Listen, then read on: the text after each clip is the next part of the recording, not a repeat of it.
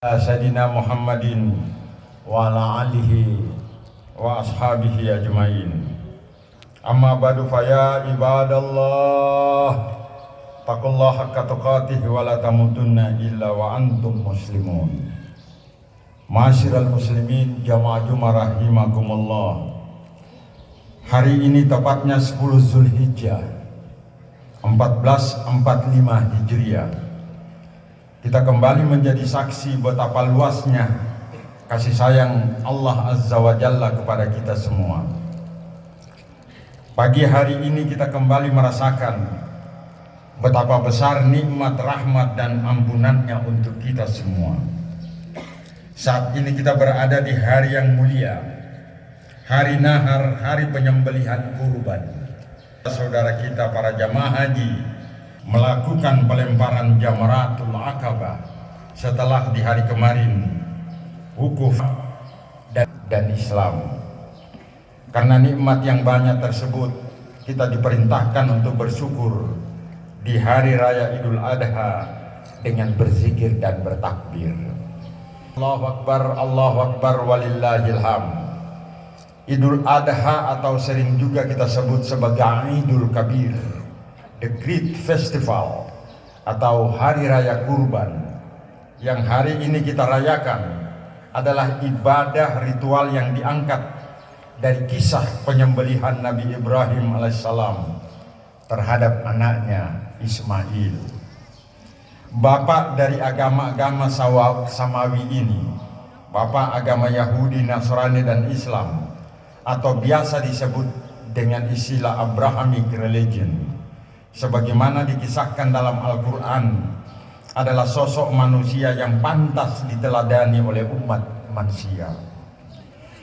Dengan fitrahnya yang murni, dia memperoleh kebenaran bahwa hanya ada satu Tuhan di atas segala makhluk. Dengan semangat dan motif dan lantang berkata, "Gila engkau Nabi Ibrahim, apa kamu telah kemasukan setan dengan ajakanmu bahwa engkau telah mendapat ilmu dari Tuhan? Jika engkau tidak menghentikan seruanmu itu, aku akan melemparimu dengan batu sampai mati. Atau jika tidak, lebih baik pergilah engkau dari sisiku, bahkan dari negeri ini, dan jangan pernah kembali." Mendengar bantahan dan jawaban yang sangat keras itu, hancur luluh hati Nabi Ibrahim. Tak ada jawaban terhadap sikap keras tersebut kecuali dengan ucapan salamun alaik, salam sejahtera atasmu. Yang kasar pula, karena engkau adalah bapakku yang kucintai. Biarlah aku pergi dari negeri ini, meninggalkan rumah dan kampung halaman. Aku akan tetap meminta kepada Tuhan, semoga bapak diampuninya dan selalu waghfir li abi innahu kana minad dhalin, dan ampunilah bapakku karena sesungguhnya ia adalah termasuk golongan orang-orang yang sesat. Jamaah itu yang dimuliakan Allah, di tengah-tengah rasa sedih dan duka karena diusir oleh orang tua dan kaumnya, Nabi Ibrahim akhirnya hijrah meninggalkan negeri kelahirannya. Dalam perjalanannya ke negeri asing inilah ia merasa ada sesuatu yang hilang dalam dirinya, yaitu rasa bahagia ketika berkumpul bersama orang tua dan kaumnya. Karena itu, untuk mengisi kesendiriannya itu, ia memohon kepada Allah kiranya ia dianugerahi seorang anak yang saleh sebagai pengganti dari keluarga dan kaumnya yang ditinggalkannya. Kegundahan hati Nabi Ibrahim ini didengar oleh Allah Subhanahu wa taala. Kepadanya disampaikan berita gembira bahwa Allah akan menganugerahkan kepadanya seorang anak laki-laki sabar dari istrinya yang bernama Siti Hajar, yang belakangan nama anak itu dikenal dengan panggilan Nabi Ismail alaihissalam. Sebagai putra tunggal dari seorang lelaki tua yang telah menanggung penderitaan yang berkepanjangan, Ismail bukan hanya yang paling dicintai dan disayangi oleh ayahnya, tetapi juga sekaligus mendatangkan kegembiraan kebahagiaan dan harapan dalam hidup Ibrahim. Membeli anak satu-satunya itu. Peristiwa bersejarah ini diabadikan dalam Al-Quran surah Saffat ayat 102. Falamma balaga ma'us sa'ya qala ya bunayya inni ara fil manam anni adzbahuka fanzur madza tara qala ya abatif al ma tu'mar satajiduni insyaallah minas sabirin. Atau mengikuti perintah Allah dengan mengorbankan Ismail. Ia harus memilih salah satu di antara keduanya, antara cinta dan kebenaran berperang dalam batinnya. Dalam situasi bimbang ini, setan datang menggoda Ibrahim dengan menguatkan kecintaannya kepada anaknya Ismail dan mendorongnya mencari alasan dan penjelasan. Mengetahui bahwa ini perintah Allah, wahai Ibrahim. Bukankah perintah dalam mimpi? Mendengar bujuk rayuan setan ini, Nabi Ibrahim nyaris tergelincir. Sebagai manusia terpercaya, Ibrahim yang telah mengalami pahit getirnya kehidupan, kini ia tidak punya pilihan lain kecuali mengorbankan anaknya. Mula-mula ia tak kuasa membuka mulutnya untuk mengatakan kepada putranya bahwa ia akan mengorbankan anaknya dengan, "Hai anakku, semalam aku bermimpi bahwa aku menyembelihmu." Kata-kata ini diucapkan dengan cepat agar tidak terdengar oleh telinganya sendiri. Wajah yang penuh pucat. Ia tidak punya kekuatan untuk menatap. Tetap berkata, "Wahai ayahku, patuhi dan kerjakanlah apa yang diperintahkan Allah padamu. Insya Allah engkau akan mendapatiku termasuk orang-orang yang sabar." Setelah keduanya sudah pasrah kepada Tuhan dan tunduk atas segala kehendaknya, maka Ismail berlutut dan menelungkupkan mukanya ke tanah, sehingga Nabi Ibrahim tidak melihat lagi wajah anaknya dan mulai menghunus pisaunya untuk menyembelihnya. Pada waktu Nabi Ibrahim akan menarik pisau yang berada di leher anaknya, tiba-tiba Allah dengan kekuasaan dan kehendaknya menggantikan tubuh Ismail dengan seekor binatang. Menyadari keajaiban ini, Nabi Ibrahim dengan ucapan syukur berteriak dengan sekeras-kerasnya, "Allahu Akbar, Allahu Akbar, Allahu Akbar." Peristiwa yang mencekam dan memilukan ini direkam dengan jelas dalam Al-Quran surah As-Saffat. "Qad saddaqtar ru'ya, inna kadzalika najzil muhsinin, inna hadza lahuwal bala'ul mubin, wa fadainahu bidzibhin azim." Sesungguhnya kamu telah membenarkan mimpi itu, wahai Nabi Ibrahim. Sesungguhnya demikianlah kami memberi balasan kepada orang-orang yang berbuat baik. Sesungguhnya ini benar-benar suatu ujian yang nyata, dan kami tebus anak itu dengan seekor sembelihan yang besar. Hadirin yang dirahmati Allah, peristiwa pengalaman spiritual yang dialami keluarga Nabi Ibrahim ini hendaknya tidak hanya dipahami dari aspek sejarah ritualnya saja, tetapi sekaligus mengandung simbol pesan-pesan moral kemanusiaan yang tentunya dapat dijadikan pedoman dalam kehidupan bermasyarakat, berbangsa dan bernegara.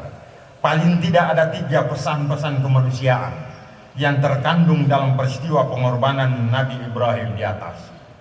Pertama, bagi setiap manusia, hidup ini adalah ujian yang terus-menerus bagi orang yang mengaku dirinya beriman dan bertakwa. Tak ada seorang pun di muka bumi ini yang bebas dari ujian dan cobaan hidup. Setiap diri kita, keluarga, dan bahkan masyarakat sebuah bangsa berpotensi untuk diuji. Jamaah rahimakumullah, kita semuanya yang hadir di sini berpotensi untuk diuji, dan orang-orang yang beriman itu pasti akan diuji. Lalu bagaimana kita menyikapi ujian tersebut? Dalam setiap proses ujian itu, ingat, pasti ada iblis, pasti ada setan yang akan selalu menggoda akan selalu memanas-manasi kita, akan selalu membuat kita tahu bukti bahwa Tuhan mencintai Anda, maka dia pasti akan memberikan cobaan. Masalah besar bagi orang yang hidup kalau kemudian dia tidak mendapat cobaan, itu bukti bahwa Tuhan menjauh dari dirinya. Karena itu, sikapi secara positif segala ujian yang menimpa kita, dan sungguh berbahagialah orang-orang yang dalam hidupnya masih mendapat ujian dari Allah Subhanahu wa Ta'ala. Kedua, jika ingin menjadi manusia yang sukses, bahagia dan dekat di mata Allah, hendaknya setiap orang mampu menyembelih atau membuang sifat-sifat kebinatangan yang melekat pada dirinya. Dengan simbol menyembelih binatang, berarti bahwa setiap kita dituntut untuk membunuh sifat-sifat kebinatangan yang ada pada diri kita, seperti sifat rakus, serakah, mau menang sendiri, menghalalkan segala cara, melakukan tipu daya, licik, egois, dan tidak mau berbagi dengan orang lain. Dengan menyembelih sifat-sifat kebinatangan ini, kita akan menjadi manusia yang berguna dan bermanfaat bagi orang lain. Khairun nas anfa'uhum linnas, sabda Rasulullah, sebaik-baik manusia adalah manusia yang memberi manfaat bagi manusia lainnya. Stephen Post dan Jill Neymar dalam bukunya Why Good Things Happen to God People, dia menyatakan sungguh memberi atau berbagi sesama manusia akan merubah diri kita menjadi lebih senang, menjadi lebih bahagia, dan kita akan pasti lebih sehat dan serasa hidup lebih abadi. Ketiga, penyembelihan Ismail oleh Nabi Ibrahim yang kemudian digantikan dengan seekor hewan memberi pesan kepada semua umat manusia, termasuk diri kita di sini, bahwa pengorbanan nyawa manusia dan harkat kemanusiaannya jelas tidak dibenarkan dalam ajaran Islam dan agama manapun. Kemanusiaan sebagai dasar bagi agama tauhid yang kemudian dilanjutkan oleh Nabi Muhammad dalam ajaran Islam. Ali Saryati mengatakan Tuhan Ibrahim itu bukan Tuhan yang haus darah manusia. Tuhan Ibrahim itu bukan Tuhan yang haus darah manusia. Berbeda dengan tradisi masyarakat Arab saat itu yang siap mengorbankan manusia sebagai sesaji para dewa ketiga itu. Karena itu ritual kurban dalam Islam dapat dibaca sebagai pesan untuk memutus tradisi membunuh manusia demi sesaji diberikan kepada Tuhan. Manusia apapun dalihnya tidak dibenarkan dibunuh atau dikorbankan sekalipun dengan klaim kepentingan Tuhan. Allahu Akbar, Allahu Akbar, Allahu Akbar, walillahil hamd. Hadirin jamaah rahimakumullah. Sebagai penutup dari khutbah ini, agar semua kita yang hadir di pelataran auditorium kampus Unpad yang kita banggakan ini, agar mendapatkan keberkahan dan kemuliaan dari Allah Subhanahu wa Ta'ala, marilah kita bersama-sama berdoa mengikuti doa yang pernah dipanjatkan oleh Nabi Ibrahim. Rabbi ja'al hadza baladan aminan warzuq ahlahu minat thamarati man amana minhum billah wal yaumil akhir. Ya Allah, jadikanlah negeri ini negeri yang aman sentosa. Ya Allah, jadikanlah kampus ini menjadi kampus yang aman dan sentosa, dan berikanlah rezeki dari buah-buahan kepada seluruh penghuni yang ada di sini, yang tentunya beriman di antara mereka kepada Allah dan hari kemudian. Rabbana alaika tawakkalna wa ilaika anabna wa ilaikal masir. Ya Allah, hanya kepada Engkaulah kami bertakwa, dan hanya kepada Engkaulah kami bertaubat, dan hanya kepada Engkaulah kami kembali. Rabbana la taj'alna fitnatan lil ladzina kafaru waghfir lana rabbana innaka antal azizul hakim. Ya Allah, janganlah Engkau jadikan kami fitnah bagi orang-orang kafir, dan ampunilah kami, sesungguhnya Engkau maha perkasa lagi maha bijaksana. Barakallahu li wa lakum fil Qur'anil azim wa yakum bima fihi minal ayati wa dzikri minkum tilawatahu innahu huwal ghafurur rahim.